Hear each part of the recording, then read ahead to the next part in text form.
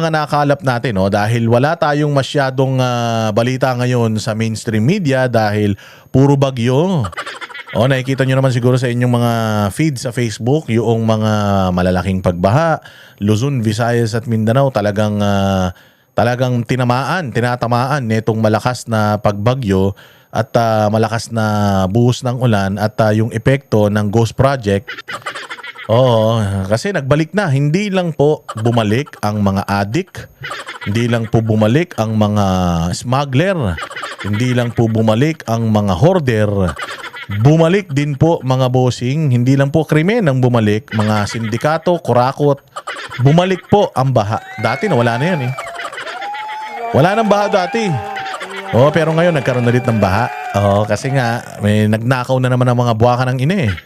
Oh, kasi kung sana hindi sila nagnakaw, yung kanilang pera na para sa mga proyekto sana, napupunta sana sa proyekto. Di sana hindi tayo binabaha ng ganito. Tatanungin ko kayo, binaha ba tayo ng ganito noong nakaraang administrasyon? Meron bang ganitong baha? Palagay ko may mga ganitong kalakas na bagyo. May mga ganito ring kalalakas na mga pagbuhos ng ulan. Malalakas din yung mga tumamang bagyo nung panahon ni Pangulong Duterte Iba nga lang talaga yung tumatama ngayon kasi karma may kasama ng karma. O itong pagbabagyo sa atin, paglilindol, mantakin mo buwan-buwan, linggo-linggo, parang hindi na tayo tinantanan. Matatapos na taon, magpapasko na. Hindi ba? Hindi nyo napapansin. O simula nung pinakulong nila si Pastor Kibuloy, tsaka pinatapon nila si Pangulong Duterte sa ibang bansa. Hindi nyo ba napansin na yung langit, pati langit, nagpuprotesta na? Ini-expose na lahat ng mga katiwalian nila. Lahat ng kahinaan nila, kabobohan nila, katangahan nila, ini-expose na ng mga pagbabagyo. Matatapos na tong taon.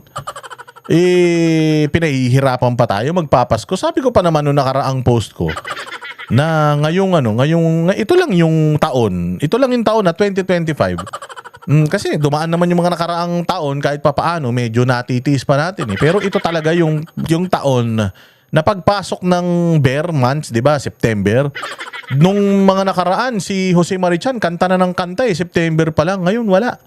Si Jose Marichan parang may trangkaso, hindi lumalabas. Hindi na natin maramdaman yung Pasko. Hindi na natin maramdaman yung the feeling ng Christmas, yung simoy at saka himig ng Pasko. Dati, September pa lang, parang giniginaw ka na.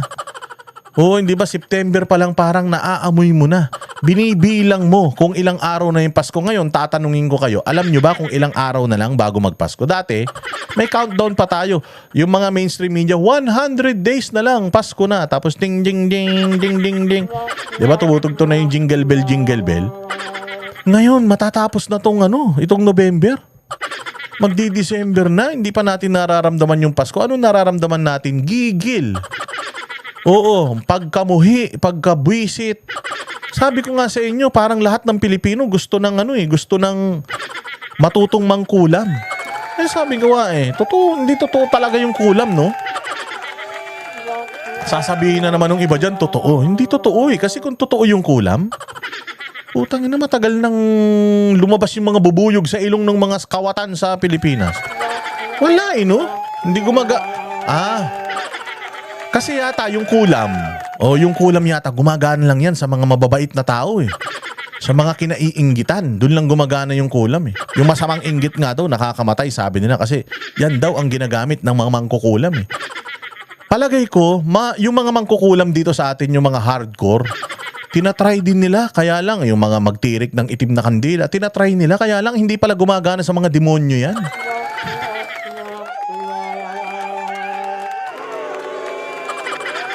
Oo, hindi pala gumagana sa mga demonyo yung kulam. Kaya kahit anong tusok nila ng karayom, nagpaltos na yung mga daliri nila, sprikutong nila, hindi na mamatay ang mga hudas.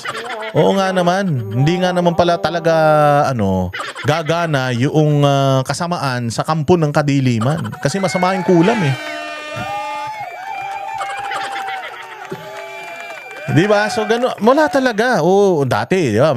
Makikita ka ng mga parol-parol, mga Christmas light. Ngayon, wala pa kahit yung mga tawag dito yung mga Christmas tree, na mga pailaw ng mga Christmas tree, wala. Mga LGU dati, paunahan yan Di ba, dyan sa may Pampanga, paramihan ng Christmas light yan. Ngayon, wala, mga bossing. Napapansin nyo?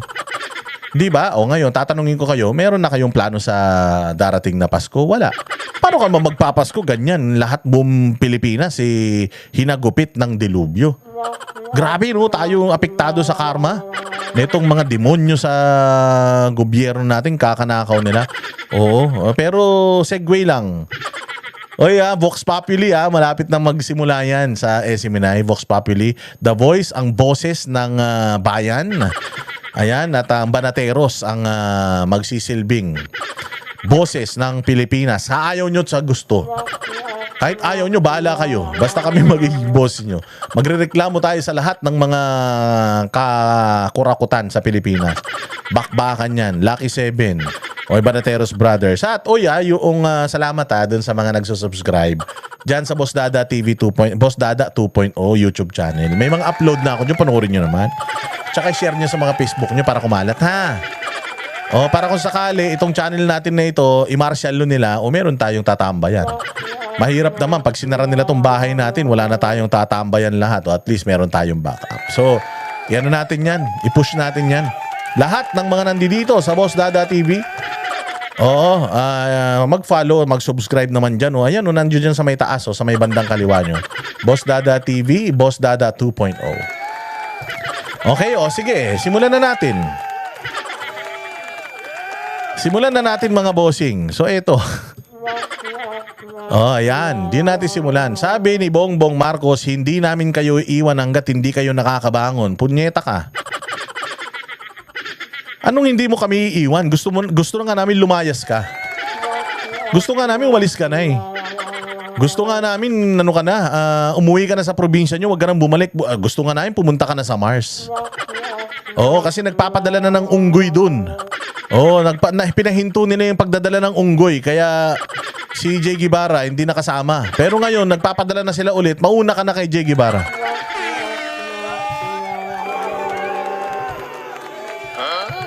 Oo. Nagpapadala na sila ng unggoy ulit sa Mars. Kaya dapat ipadala nyo na to eh. Oo, kailangan daw mauna yung mga tanga na magpunta ron. Kaya kailangan palipad nyo na to kay Elon Musk. Pero hindi namin kayo iiwan hanggat di kayo nakakabangon. Nawawala ka na naman nga eh. Bumagyo na nga dito sa may Central Luzon eh, hanggang Northern Luzon, hindi ka na naman makita eh. Parang nag-offset ka eh. Nag-offset nga yata siya kasi nasa Cebu eh. Nasa Cebu siya nung mga nakaraang araw. Weekend yan. Dapat pag weekend, wala to eh. Di ba? Ito yung presidente na tuwing weekend, hindi mo matagpuan eh.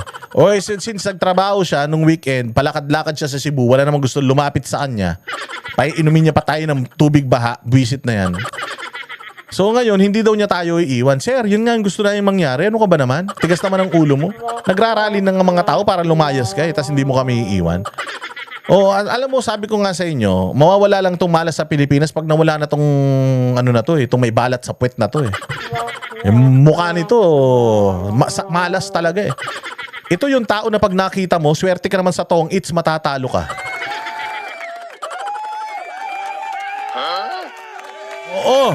Oo, haka na naman ng ha eh. Malas tong tao na to, sweetik to eh. Ito yung ang ganda-ganda ng araw mo, paglabas mo ng bahay, pag nakita mo, putsang ina, magtatai ka. Kung di ka magtatai, madudulas ka. Dahil may balat talaga sa puwet to. Itong pamilyang mga Marcos na ito, kapag sabi ko nga sa inyo, di ba, kung merong King Midas na lahat ng hawakan niya, nagiging ginto, ito lahat ng hawakan ito nasisira eh. 2 presidente na, mga bossing, ang naging presidente dyan sa Ilocos Norte. Yung Ilocos Norte, isang kahig, isang tuka pa rin.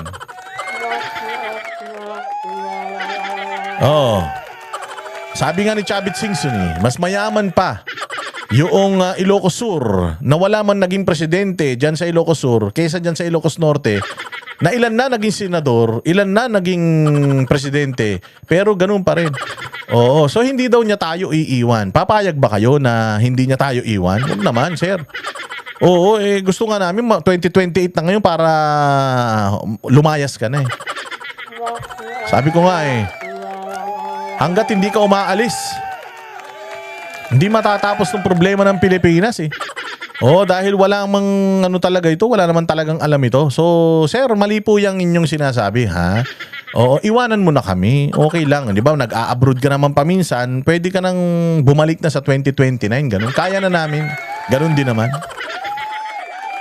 Hindi na naman matagpuan to. Oo, hindi na naman matagpuan kung sino-sino naman spokesperson niya. Ngayong bagyo, Diyos ko po. Asan ka ba? Umuwi ka ba sa probinsya nyo? Saan? Sa Ilocos Norte? Bati na ngayon ng bagyo to, ha? Oo, so ayan, si BBM, hindi daw tayo iiwan. Ito yung mga sweetik sa ano natin sa Bayang Pilipinas Kaya nga ito, mga bossing, ayan sinicelebrate natin actually kahapon itong anibersaryo, pang 7 years anniversary na ng mga kaso na nasintensyahan itong nanay niya na kawatan. Ayan 7 counts of plunder. Imagine. Pitong bilang ng pandarambong sa Bayang Pilipinas. Tapos sasabihin nyo, swerte tayo sa mga Marcos. Diyos ko naman, yung tatay, plunderer, human rights violator, kawatan, yung nanay, kawatan din. Hindi mo ba? Alangan sabihin yung hindi totoo yan. Ayan Sandigan Bayan ang ang nagsintensya na nagnakaw yan. Ewan ko ba't hindi nakulong yan Piyansado yata.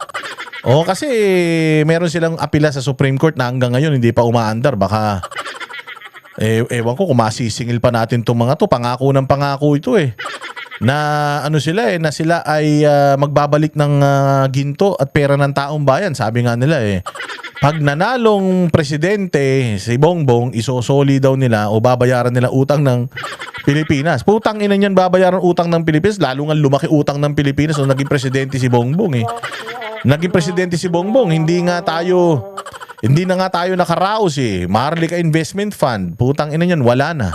Yung mga gintong binenta diyan sa Central Bank, wala na. Bangko Sentral ng Pilipinas. Wala na. Yung PhilHealth, kinatkong. 89 billion yata yung kinatkong. 60 billion lang yung ibabalik. Hindi pa yata ginagawa. Tapos eto na naman. Dinoble yung budget nung 2025 budget, dinoble. Dating 3 point something o to 4 trillion lang yung budget, ginawang 7 trillion. Kulang-kulang 7 trillion, 6 point something, close to 7 trillion yung budget. Wala namang proyekto. Antindi. Wala nang build program, putang ina. Ghost project pa. Hayop talaga, no?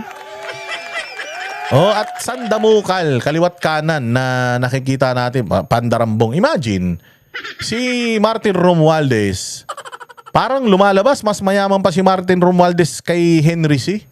Tsaka sa mga bilyar, bilyar ang pinakamayaman sa Pilipinas, pero lumalabas.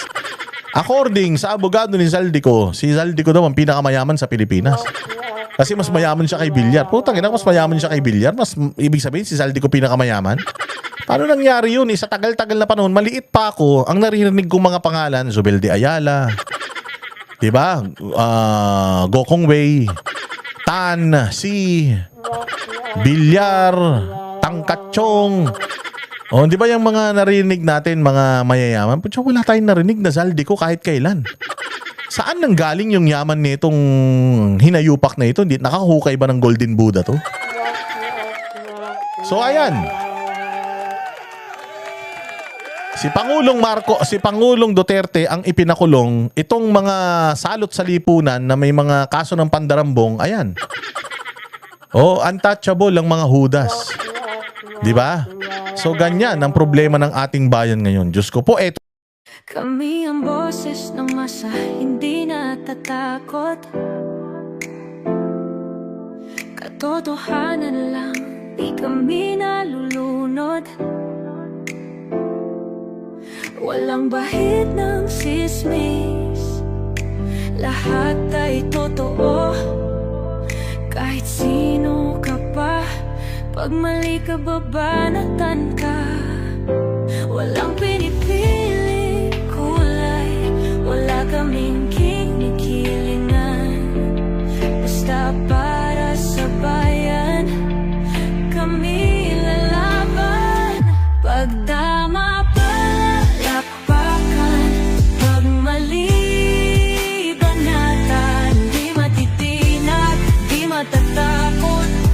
sa bayan, tuloy ang sigaw. Sa harap ng kamera, walang halong takot. Mga baluktot, lahat kayo'y tutumba. Ang hustisya at totoo, yun lang ang mahalaga. Kahit sinong harang, di kami matitinag. Walang pinipiling kulay, wala kaming kinikilingan. Basta para sa bayan, kami lalaban. Pag tama palakpakan, pag mali banatan. Di matitinag, di matatakot. Para sa bayan, tuloy ang sigaw. Kung nasa tama ka, ikaw ay aming kasama. Pero pag mali ka, handa ka na bang mabasag? Banateros kami, walang inuunan. Dahil bayan muna, bago ang sarili.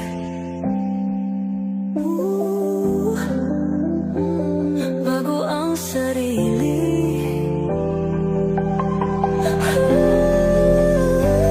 Pag tama palakpakan, pag mali banatan. Banateros ang sigaw, katotohanan ang laban.